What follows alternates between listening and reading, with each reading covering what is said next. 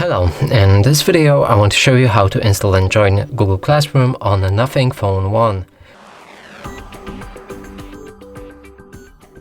So in order to do this, first let's open Google Play Store.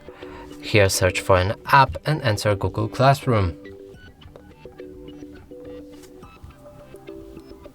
Now select this app and install it.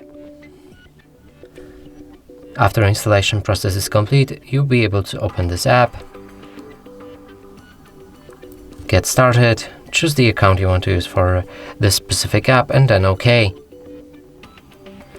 After that, click on the plus button, join the class, enter the class code which you should be provided with, and after doing so, click on the join. And that's it for this video. Hope you like it. Please consider subscribing to our channel, leave a like and a comment below.